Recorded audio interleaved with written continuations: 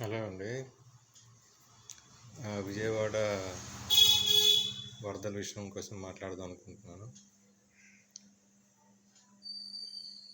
విజయవాడ ప్రజలు దగ్గర దగ్గర 3.5 లక్షల మంది వరదల్లో చిక్కుకుంటే Jagan and co batch, Jagan Shah media వాళ్ళంతా దుష్ప్రచారం చేస్తున్నారంటే